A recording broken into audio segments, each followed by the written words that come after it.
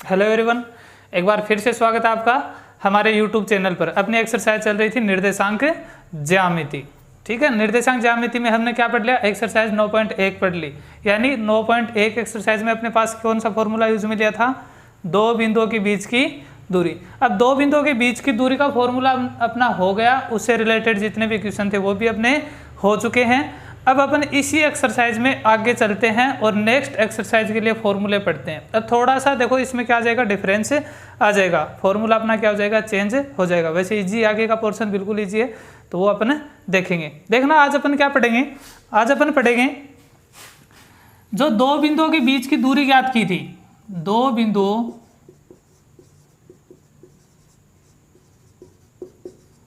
के बीच की दूरी का विभाजन पढ़ेंगे आज, कि विभाजन करते हैं तो किस प्रकार होता है, और विभाजन जहां पर जिस बिंदु पर होता है उस बिंदु के निर्देशांक भी अपन पढ़ेंगे। ये दो प्रकार का होता है। पहला होता है अंत विभाजन, अंतः विभाजन, ठीक है, और दूसरा होता है बाह्य विभाजन। दोनों के बारे में देखेंगे, बाह्य विभाजन, ठीक है। और एक बिल्कुल ठीक बीच में भी होता है, वो होता है अंत विभाजन का एक रूप होता है जिसको क्या बोलते हैं, मध्य बिंदु, मध्य बिंदु या मध्य विभाजन भी आप इसको बोल सकते हो, मध्य विभाजन। इसका मतलब देखो क्या होता है कि जो आपके पास रेखा है, जो दो बिंदुओं को मिलाने से बनी है, वो रेखा एकदम बिल्कुल ठीक बीच से क्या हो, विभाजित हो, तो उसको अपन क्या बोलेंगे, मध्य बिंदु या मध्य विभाजन बोलेंगे। अब देखो जो ये विभाजन है वो कोई बिंदु भी कर सकता है या फिर कोई रेखा भी कर सकती है, ठीक है। अंत विभाजन की बात करें, देखो पहला लेता हूं मैं अंत विभाजन, अंत है विभाजन। तो अंत विभाजन में देखो क्या होगा, ये मान लो आपके पास दो बिंदु हैं, एक बिंदु ये है और एक बिंदु ये है, ए और बी। यहाँ पर आपको दूरी ज्ञात नहीं करनी है, दोनों के बीच की दूरी ज्ञात नहीं करनी है, ठीक है। इन दोनों बिंदुओं को मिलाने वाली रेखा, ये मान लो कोई रेखा है, ठीक है, अपने पास है, ए बी कोई है रेखा, ठीक है। मान लेते हैं बिंदु ए के निर्देशांक आपके पास है x1, y1, x1 और y1, और बिंदु बी के निर्देशांक क्या है, x2, y2। ये दोनों बिंदुओं के निर्देशांक हो गए। अब कोई तीसरा बिंदु है, मान लेते हैं कोई तीसरा बिंदु क्या है, P है, कोई P है जिसके निर्देशांक क्या है, x, y, x, y। देखो बिंदु ए के निर्देशांक आ गए और बी के निर्देशांक। अब मुझे ये नहीं पता कि ये जो P बिंदु है ये एकदम बीच में है या थोड़ा ये भाग ज़्यादा है या फिर ये ज़्यादा है, मुझे कुछ भी पता नहीं है। तो मैं मान लूँगा इसको कि ये जो टुकड़ा है ये M1 माप का है, M1 माप का है, ठीक है, और ये क्या है, M2 माप का है, ठीक है। तो यहाँ से जो M1 और M2 है ये बिंदु P द्वारा रेखा AB को काटा गया अनुपात है, ठीक है। तो यहाँ से देखो क्या आएगा, रेखा, देखना ध्यान से, रेखा AB। अब इसको रेखा बोल सकते हैं क्योंकि देखो दोनों बिंदुओं को मैंने मिला दिया, तो दो बिंदुओं को मिलाने वाले जो लाइन होती है उसको अपन जो दो बिंदुओं को हम जिससे मिलाते हैं उसको क्या बोलते हैं, रेखा बोलते हैं। यानी दोनों को जिससे हम जिस माध्यम से कनेक्ट करते हैं दोनों बिंदुओं को, उसको अपन क्या बोलते हैं, रेखा बोलते हैं। तो अब ये रेखा बन गई आपकी, ठीक है, लाइन बोल सकते हो, ठीक है। तो रेखा AB को बिंदु P, ठीक है, बिंदु P जिसके निर्देशांक क्या है, x, y, तो ये साथ में लिख दिया करो, x, y, अनुपात M1 अनुपात M2 में विभाजित करती है, ठीक है। ये तो विभाजित की बात होगी, ठीक है। अब देखो बिंदु P है, ये दोनों बिंदुओं के बीच में है, मतलब दोनों बिंदुओं के मध्य में स्थित है, एकदम बीच में नहीं, लेकिन दोनों बिंदुओं के मध्य में तो है, कहीं ना कहीं इनके बीच में ही है, चाहे वो कहाँ पर भी हो, इनसे बाहर तो नहीं है ना। तो इसको क्या बोलेंगे, अंत विभाजन। अब ये बिंदु देखो, तथा बिंदु P रेखा AB को अंतः विभाजित करता है। जो बिंदु P था जो m1 m2 के रूप में इस अनुपात में इसको क्या करता था, विभाजित, वो कहाँ कर रहा है, इसको अंत कर रहा है, यानी इनके बीच में कर रहा कहीं पर, ठीक है, बाहर नहीं कर रहा। बाहर के लिए अपन बाद में देखेंगे, ठीक है। तब देखो अपने पास जो x के निर्देशांक होंगे, तब x के नहीं सॉरी p के निर्देशांक, तब p के निर्देशांक इनका मान ज्ञात करेंगे x और y का। तो x का मान देखो कैसे ज्ञात करोगे, x बराबर, इस x का मान x बराबर m1 x2 plus m2 x1 बटे m1 प्लस m2, ये इसका क्या होगा, फॉर्मूला होगा x को ज्ञात करने का, ठीक है। यहाँ पे देखो अंत विभाजन की बात आए तो प्लस आएगा और बाह्य विभाजन की बात आए तो माइनस आएगा, बस फॉर्मूला में इतना ही अंतर रहेगा। अब देखो y का मान कैसे ज्ञात करोगे, y बराबर m1 y2 plus m2 y1 बटे m1 प्लस m2, ठीक है। इनको अगर ऐसे भी याद रख सकते हो आप, देखो m1 x2 plus x1 m2 बटे m1 प्लस m2, और इसको भी ऐसे लिख सकते हो m1 y2 plus y1 m2 बटे m1 प्लस m2। ये देखो मैंने ऐसे क्यों लिखा है, इसके पीछे लिखने का एक रीजन है कि ये फॉर्मूला आपको जल्दी से याद रह जाएगा। क्यों, देखो 12 12 और 12, ये लॉजिक नहीं कर रहा है ना, 12 12 12, तो इस हिसाब से अगर आप रखोगे तो कभी भी आपको फॉर्मूला गलत होने की आपकी संभावना नहीं रहेगी, फॉर्मूला अपना क्या रहेगा, बिल्कुल सही रहेगा, ठीक है। तो ध्यान रखना m1 के साथ b का जो b की भुज है वो आएगी, m1 के साथ क्या आएगा, b का भुज, बिंदु b का भुज, m2 के साथ बिंदु a का भुज, ठीक है, और अपवन में क्या आ जाएगा, दोनों अनुपातों का योग आ जाएगा। तो इस प्रकार अपन क्या करेंगे, x का मान ज्ञात करेंगे और y का मान ज्ञात करेंगे, ठीक है। तो x और y का मान ज्ञात करते हैं आपके पास p का क्या आ जाएगा, निर्देशांक आ जाएगा। ये जरूरी नहीं है कि ये कोई बिंदु हो, कोई रेखा भी हो सकती है जो इसको क्या करे, m1 m2 के रूप में विभाजित करे, m1 अनुपात m2 के अनुपात में इसको विभाजित करे, ठीक है। अब देखो जो अपने पास दूसरा है बाह्य विभाजन का, तो बाह्य विभाजन में देखो क्या होगा, बाह्य विभाजन का डायग्राम समझना, बाह्य विभाजन, तो बाह्य विभाजन का डायग्राम देखना, ये बिंदु आपका क्या है, A है, और ये बिंदु आपका है B, ठीक है, ये इसको मिला दिया हमने, तो ये एक रेखा बन गई AB, और कोई बिंदु P है, वो बिंदु कहाँ है, P बाहर होगा, बाह्य विभाजन के लिए ये कहाँ होगा, बाहर। तो ये अनुपात m2 और ये अनुपात m1 कहाँ से कहाँ तक, यहाँ से लेकर यहाँ तक, ठीक है, m1 और ये कहाँ से कहाँ तक है, बिंदु B से P तक। तो इस प्रकार जो विभाजन होगा इसको बोलेंगे बाह्य विभाजन। यहाँ पर भी निर्देशांक सेम ही रहेंगे, A के मान लेंगे x1 y1, ठीक है, और B के x2 और y2, और P के निर्देशांक वही x और y, ठीक है। तो देखो इसके लिए क्या लिखोगे, रेखा AB को बिंदु P x y अनुपात m1 m2 में विभाजित करता तथा बिंदु P रेखा AB को कौन सा विभाजन करती है, बाह्य विभाजन। तो इसके लिए देखो क्या लिखेंगे, यहाँ किसके लिए, इसके लिए यहाँ बिंदु P जिसके निर्देशांक क्या है x y, रेखा AB को m1 अनुपात m2 के अनुपात में कौन सा विभाजन करती है, बाह्य विभाजित करती है, बाह्य विभाजित हो गया।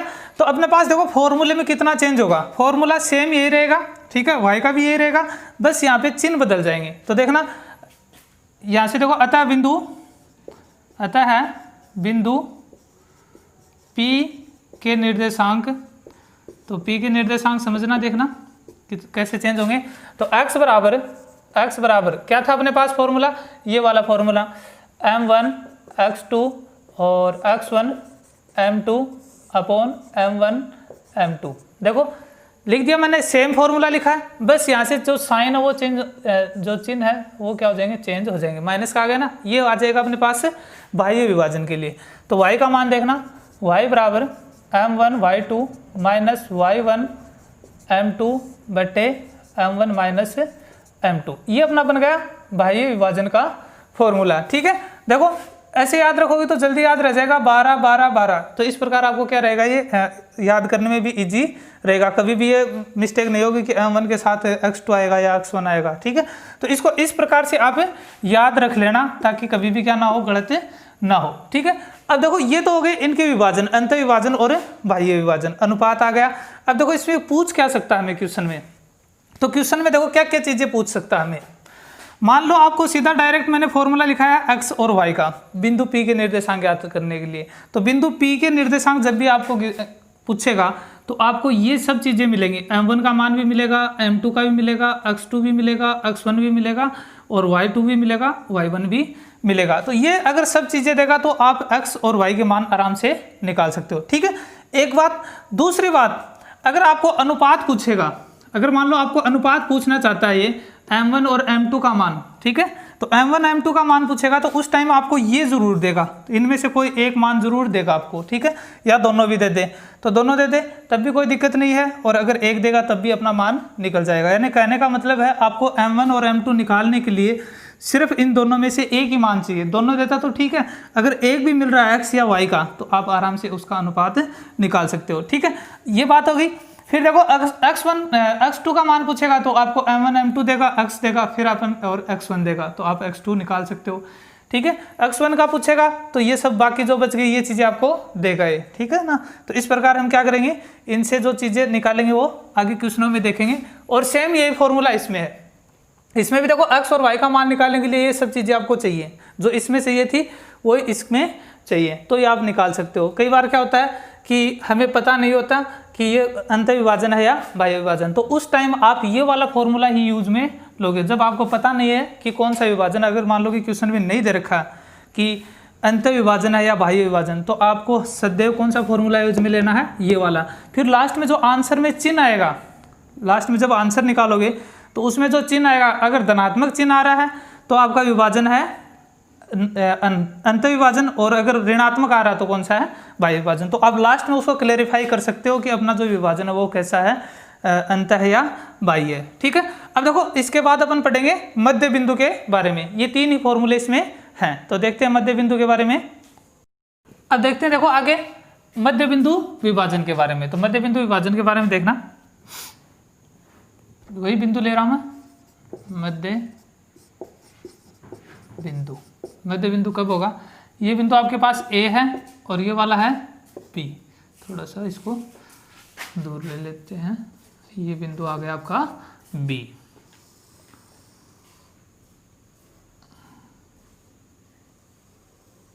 ठीक है, ये अपनी होगी रेखा हो गई। अब यहां से देखना, ये कोई बिंदु P है जो इसको क्या कर रहा है, एकदम ठीक बिल्कुल बीच में इसको क्या कर रहा है, विभाजित कर रहा है AB को। A के निर्देशांक वही निर्देशांक ले रहा हूं मैं x1 और y1, B के भी वही निर्देशांक x2 और y2, और P के निर्देशांक x, y, सेम वैसा का वैसा ही है। ठीक है, अब ये m1 है और ये अपन क्या लेते हैं, m2 लेते हैं। अंत विभाजन में लिया था, सेम वही का वही है। अब देखो बात करते हैं m1 और m2। बिंदु P है, ये कब AB का मध्य बिंदु होगा, जब m1 और m2 दोनों क्या हो, बराबर। मतलब ये टुकड़ा इस टुकड़े के अगर बराबर है तो B जो P है वो AB का क्या होगा, मध्य बिंदु होगा। तो देखना मैं क्या लिख रहा हूं वो देखना, बिंदु P रेखा AB का मध्य बिंदु होगा यदि m1 बराबर क्या हो, m2। यानी m1 और m2 दोनों अगर बराबर हैं तो बिंदु P है वो क्या है, AB का मध्य बिंदु है। इतना क्लियर है। ठीक है, अब देखते हैं अतः बिंदु, और एक बात और ध्यान रखना, जब भी मध्य बिंदु की बात आए तो ये सदैव कौन सा विभाजन होगा, अंतः विभाजन ही होगा। ये कभी भी क्या नहीं हो सकता, बाह्य विभाजन नहीं हो सकता। तो इस बात का भी आप ध्यान रखोगे, ठीक है। तो अतः बिंदु P जिसके निर्देशांक क्या है, एक्स वाई के निर्देशांक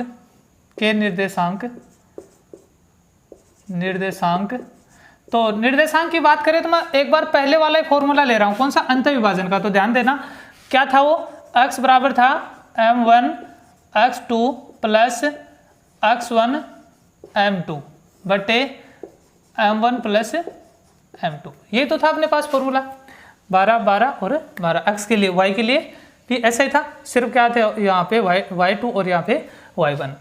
अब बात करते हैं यहाँ आपके पास अगर मध्य बिंदु की बात हो रही है तो m1 बराबर क्या होगा, m2, m1 बराबर m2 है, मतलब देखना x बराबर m1 x2 प्लस x1 और m2 किसके बराबर है, m1 के, तो मैं m2 की जगह क्या ले सकता हूँ, m1, क्या ले सकता हूँ, m1 बटे m1 प्लस, और यहाँ पर भी m2 की जगह क्या ले लेंगे, m1। तो देखना आगे क्या आएगा अपने पास, ऊपर देखो दोनों में से क्या कॉमन आ रहा है, m1 कॉमन आ रहा है ना, तो m1 कॉमन ले लेंगे, m1, यहाँ पे क्या बचेगा x2 प्लस यहाँ पे क्या बचेगा x1, क्योंकि m1 बाहर आ चुका है, और नीचे देखना दोनों सेम है तो x प्लस x क्या होता है 2x, तो m1 प्लस m1 कितना हो जाएगा 2m1, तो यहाँ से m1 से m1 क्या हो जाएगा कैंसिल, आपके पास x का मान क्या आ जाएगा x2 प्लस x1 बटे 2, ठीक है। और y का मान इसी प्रकार अगर y का मान निकालेंगे तो उसमें भी देखो m1 बराबर m2 आएगा, तो अपने पास क्या आ जाएगा, तथा y बराबर y2 प्लस y1 बटे 2, या इनको ऐसे भी लिख सकते हो आप, या x बराबर, देखो अपन 12 12 के रूप में पढ़ रहे हैं ना सभी, तो इसको ही 12 के रूप में बना देते हैं, यानी क्योंकि प्लस के हैं दोनों, तो x1 प्लस x2 बटे 2 तथा y बराबर y1 प्लस y2 बटे 2। तो ये फॉर्मूला अपन काम में लेंगे कब, जब अपन क्या करेंगे, मध्य बिंदु के निर्देशांक ज्ञात करेंगे। अब मान लो कि मध्य बिंदु के निर्देशांक आपको दे रखे हैं और x1 x2 के मान निकालने हैं, ऐसा एक क्वेश्चन भी आएगा, तो वहाँ पे देखो अपन x1 और x2 का मान कैसे निकालेंगे वो भी देखेंगे, ठीक है। तो ये हो गए अपने मध्य बिंदु के निर्देशांक। अब कई बार क्या बोल देता है कि समत्रिभाजित, समद्विभाजित या सम 4 भाजित, समान 4 भागों में विभाजित करना, समान 5 भागों में विभाजित करना। तो देखो जब भी किसी रेखा को ऐसे समान की बात करें तो यहाँ पे देखना A और B, अगर मैं इसके समान 3 भागों की बात करूं, तो ये मान लो कि P और Q 2 बिंदु करेंगे, क्योंकि एक बिंदु से कोई भी रेखा 3 भागों में विभाजित नहीं होगी, सिर्फ 2 भागों में विभाजित होगी, तो P और Q ले लेंगे। तो इस टाइम देखना इसके निर्देशांक तो वही रहेंगे x1 और y1, और इसके निर्देशांक x2 और y2। अब देखो इसके लिए कोई अलग से नया फॉर्मूला नहीं आएगा, फॉर्मूले अपने ये 3 हुए हैं, एक तो ये हो गया पूरा, 2 पीछे हो गए, अंत विभाजन और बाह्य विभाजन के, ये 3 ही फॉर्मूले अपन काम में लेंगे, ठीक है। 3 दूनी मतलब 6 मान लो चाहिए, ठीक है, वैसे हैं 3 ही लेकिन 6 हो गए ना, तो ये अपन काम में लेंगे। अब यहाँ पे देखो इसके निर्देशांक अपन x और y लेते हैं, तो इसके निर्देशांक मांग लेंगे x डैश और y डैश, ठीक है।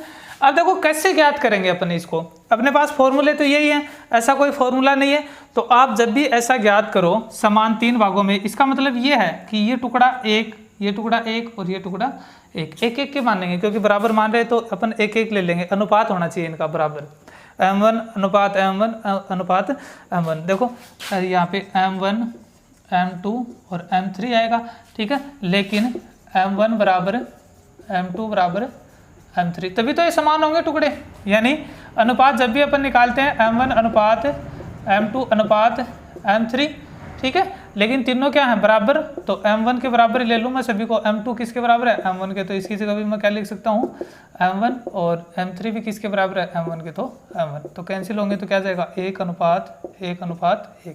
तो आप क्या लोगे 1 1 1 ले लोगे, ठीक है।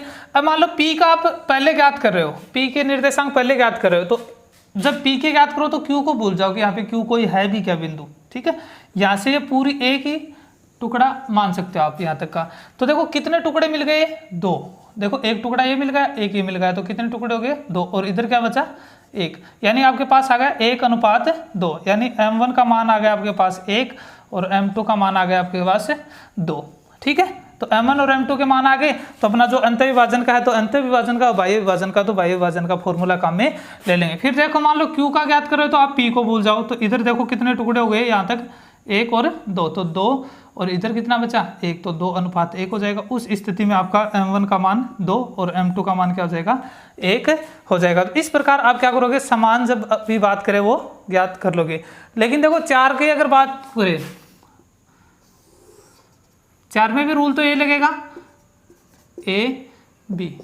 4 की बात करें तो 1, 2 और 3, ठीक है, 1, 2, 3 टुकड़े होगा ना, 1, 2, 3, 4, 3 बिंदु आएंगे P, Q, R, ठीक है। तो इस स्थिति में आप क्या करोगे, पहले Q का मान ज्ञात कर लोगे। Q का मान मैं क्यों ज्ञात करूंगा, उसके पीछे रीजन है, देखना इधर कितने टुकड़े हैं भाई, रहेंगे तो 1-1 के टुकड़े, वही देखो ये बनेगा, इसमें m4 और आ जाएगा, लेकिन चारों क्या होंगे इक्वल, तो 1:1 आएगा। Q मैं इसलिए ज्ञात कर रहा हूँ क्योंकि इससे पहले भी कितने टुकड़े हैं, 2, और इसके बाद भी कितने टुकड़े हैं, 2, यानी 2:2, तो 2:2, 1:1, यानी Q क्या है, B का क्या है, मध्य बिंदु है। Q क्या है, AB का मध्य बिंदु है, ठीक है। तो मध्य बिंदु के लिए अपन ये फॉर्मूला काम में ले लेंगे, हमें पहले वाला फॉर्मूला काम में नहीं लेना पड़ेगा। अब जैसे मान लो कि आपके पास Q के निर्देशांक आ गए, Q के निर्देशांक मान लो आपके पास x y आ गए, तो अब यहाँ से A और B के बीच क्या है, P, A और B Q के बीच क्या है, P है। तो इसके बाद की रेखा लेने की आपको जरूरत नहीं है, आप सीधा P के निर्देशांक ज्ञात करने के लिए A और Q का इस्तेमाल कर सकते हो, क्योंकि A के मान आपके पास पहले से हैं, Q के अब आपके पास आ गए, तो P फिर क्या बन जाएगा, फिर से मध्य बिंदु बन जाएगा, तो मध्य बिंदु ये फॉर्मूला लग जाएगा। इसी प्रकार जब R का मान आपको निकालना, तो B का मान पहले से था, Q का आपके पास बाद में आ गया, तो ये R क्या है, क्यूब B का मध्य बिंदु, तो डायरेक्ट इसी फॉर्मूले से अपन इसको सोल्व कर लेंगे, ठीक है।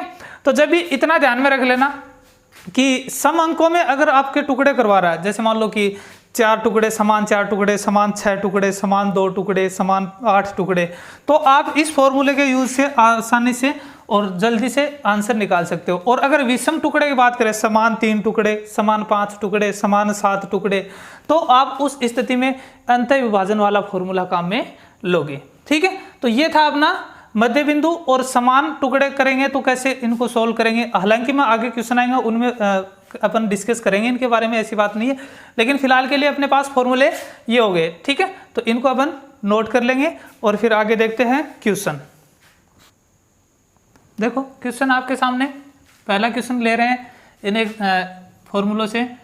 तो पहला क्वेश्चन है, देखो इसमें क्या, उस बिंदु के निर्देशांक ज्ञात कीजिए जो बिंदु, एक तो आपके पास बिंदु ये है -2, 1 और 5, 4 को मिलाने वाले रेखा को 2:3 के अनुपात में अंतः है और बाह्य विभाजित करती है। मैंने देखो दोनों इसी में शामिल कर दिए हैं ताकि अपने दोनों फॉर्मूले इसी में क्लियर हो जाएं, अंतः विभाजन भी निकाल लेंगे और बाह्य विभाजन भी, ठीक है, करता है। तो पहले मैं अंतः विभाजन के लिए देख रहा हूँ, तो देखना अंतः विभाजन के लिए देख लो, पहले अंतः विभाजन की बात हो तब कैसे निकालेंगे। तो अंतः विभाजन में देखो क्या दे रखा है, ये बिंदु A दे रखा है मान लेते हैं, ठीक है, और ये बिंदु दे रखा है B, A और B, 2 बिंदु हो गए।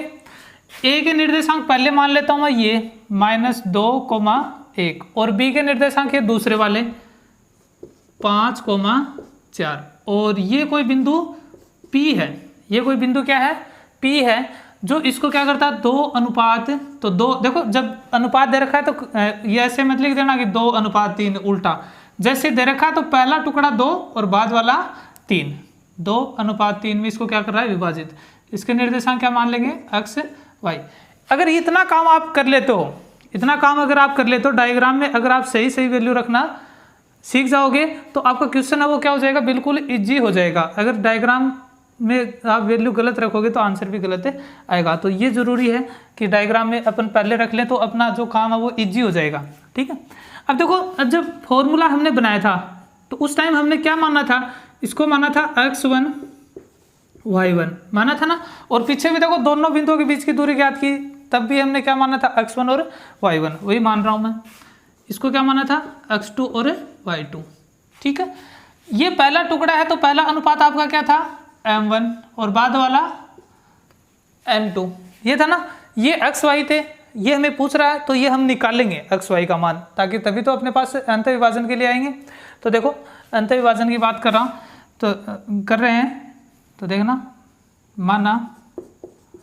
माना बिंदु P, कौन सा, ये वाला, x y रेखा AB को 2:3 में अंतः विभाजित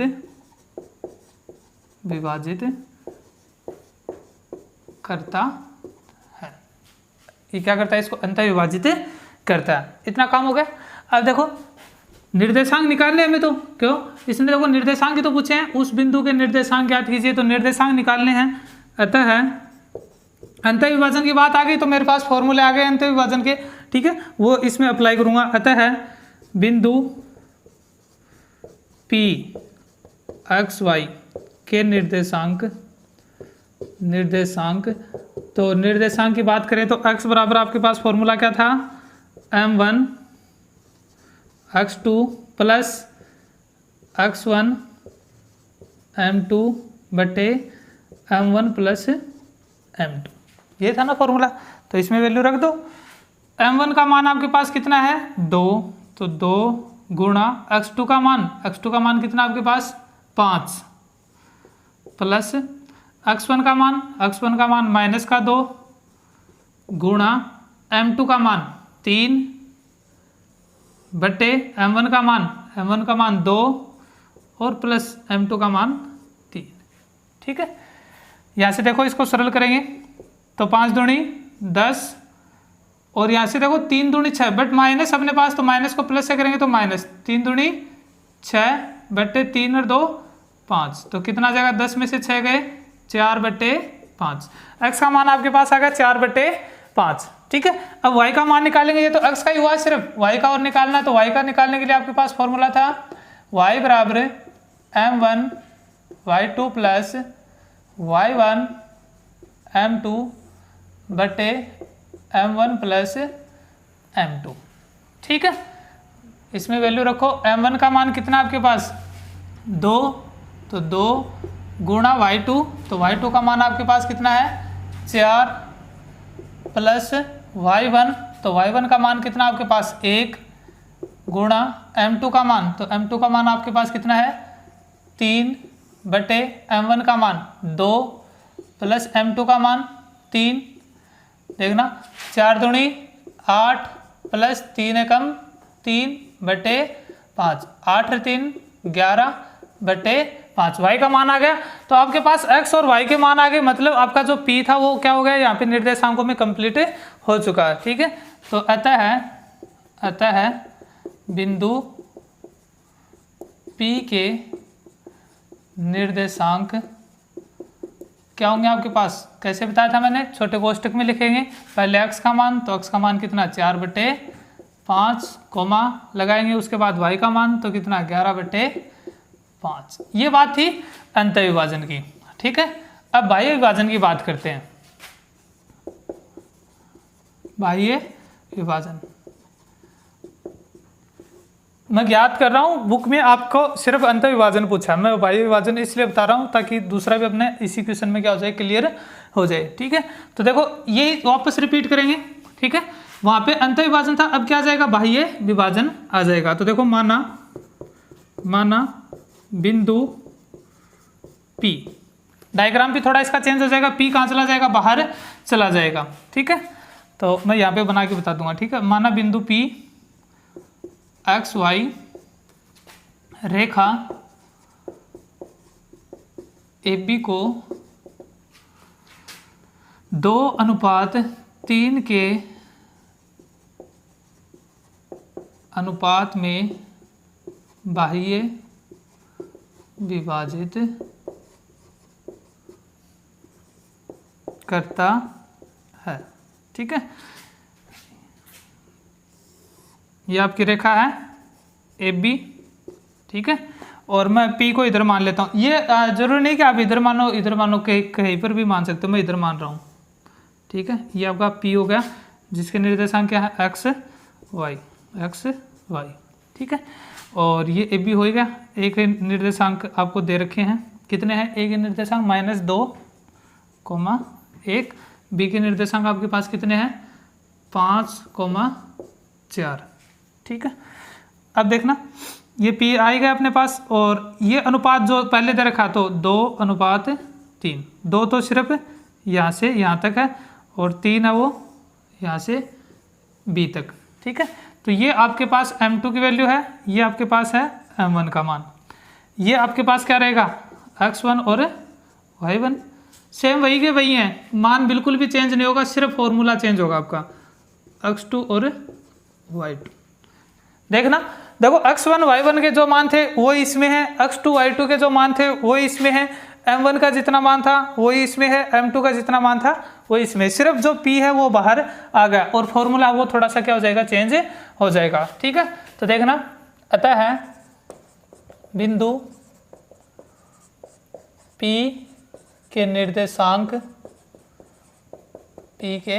निर्देशांक, तो x बराबर फॉर्मूला क्या रहेगा आपका, देखना m1 x2 माइनस, ये यहाँ पे क्या हो जाएगा, देखो बाह्य विभाजन है तो यहाँ पे फॉर्मूला चेंज हो जाएगा ना, m1 x2 x1 m2 बट्टे m1 माइनस m2, वैल्यू रखेंगे m1 का मान, तो m1 का मान कितना भाई आपके पास 2, तो 2 गुणा x2 का मान, तो x2 का मान कितना है 5, माइनस x1 का मान, तो x1 का मान आपके पास कितना है -2 गुणा m2 का मान, तो m2 का मान कितना आपके पास है 3 बटे m1 माइनस m2, तो m1 का मान 2 माइनस m2 का मान 3, सरल करेंगे इसको, देखो 5 दूनी 10 माइनस यहाँ पे 3 दूनी 6, माइनस का हो जाएगा ना, देखो माइनस प्लस को करेंगे, माइनस का ये प्लस का तो माइनस आ जाएगा, बटे नीचे देखना -1, क्योंकि 2 में से -3 करेंगे तो -1 बचेगा,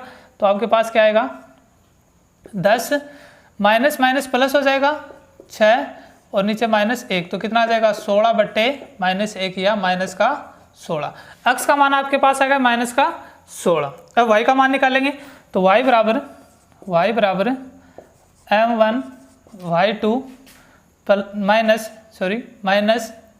y1 m2 बट्टे m1 माइनस m2, तो m1 का मान कितना आपके पास है 2 गुणा y2 का मान, तो y2 का मान 4 माइनस y1 का मान 1 गुणा m2 का मान 3 बटे m1 का मान 2 माइनस m2 का मान 3, 4 दूनी 8 माइनस 3 एकम 3 बटे माइनस का क्या बचेगा 1, तो ऊपर क्या बचेगा 5 बटे -1 या -5।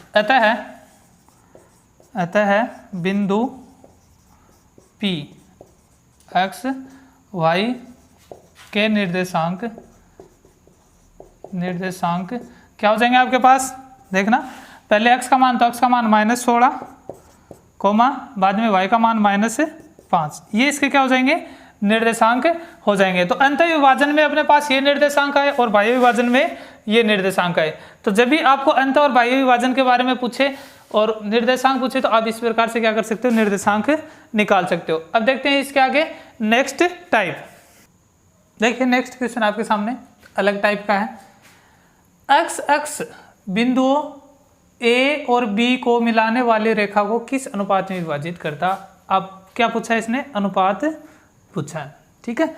अब देखो कोई बिंदु नहीं दिया इसने, सिर्फ क्या बोला है x अक्ष, यानी x अक्ष क्या होती है, एक रेखा होती है। तो देखना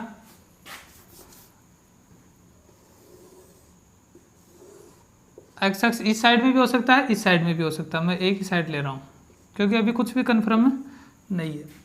ये वो बिंदु है जो रेखा ए बी, देखो मैं अनुमानित ले रहा हूँ x अक्ष, ठीक है। अब x अक्ष है तो इस पे ये बिंदु P है जो ए बी है, इसको क्या करता है, अंत विभाजित करता है।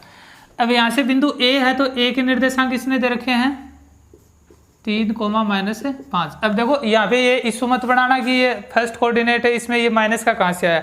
ये सिर्फ एक क्या है अपने पास आधार है, मैंने सिर्फ इसको एक आधार मान के क्या किया है, एक्स अक्ष लिया है। यहाँ पे कोई फिक्स नहीं है फिलहाल, ठीक है। ये बिंदु बी है जिसके निर्देशांक इसने क्या दे रखे हैं, -4 और 7 दे रखे हैं, ठीक है। अब यहाँ से देखना ये P है, P के निर्देशांक यहाँ पे क्या हो सकते हैं संभावित, कोई बता सकता है। देखो x अक्ष पे काट रहा है, x अक्ष काट रहा है ना इसको, तो x अक्ष पे मैंने आपको शुरू में जब स्टार्ट किया था तब बताया था x अक्ष पे y का मान क्या होता है, 0 होता है। y का मान क्या होता है, 0, यानी क्या होगा निर्देशांक x, 0, ठीक है। अब मेरे को अनुपात इसने पूछा तो मैं मान लूंगा कि ऊपर वाला टुकड़ा तो m1 का है और नीचे वाला m2 का, ठीक है। एक बात तो ये, दूसरी बात देखो, अब ये मैंने जो P लिया ये बीच में लिया है, अंतर रूप में लिया ना, लेकिन क्वेश्चन को ध्यान से देखो, इसमें ना तो इसने अंतर विभाजन का जिक्र किया है और ना ही बाह्य विभाजन का, यानी ये जब पूरा का पूरा क्या है, यह एक कल्पना है अपनी, ठीक है, कल्पना मात्र है। अब देखो यहाँ पे इसने ना ही तो बाह्य विभाजन के बारे में बोला, ना ही अंतर विभाजन के, लेकिन मैंने किस रूप में लिया, इसको अंतर विभाजन के रूप में लिया।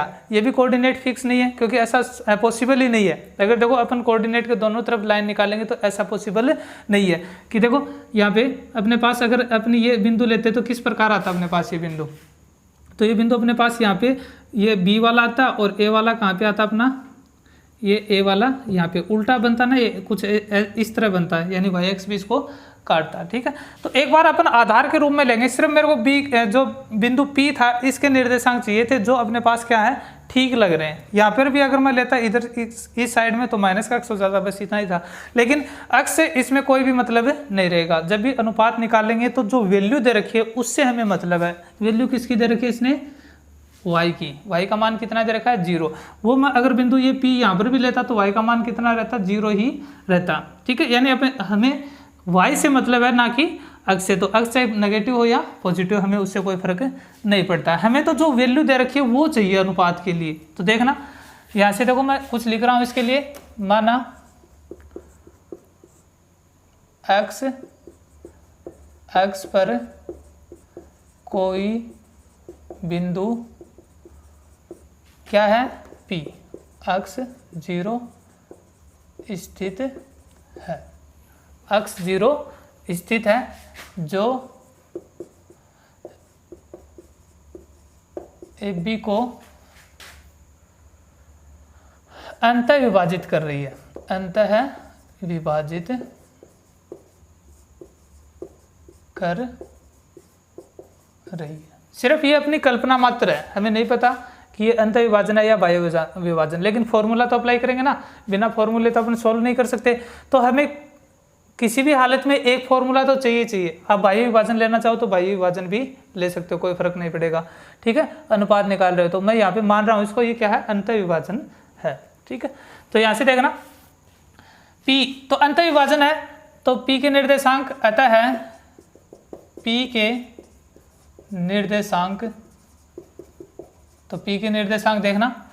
और एक चीज़ और, एक मिनट, ये भी मानना पड़ेगा क्योंकि आपके पास अनुपात नहीं है, अनुपात आपको निकालना, तो क्या लिखेंगे, माना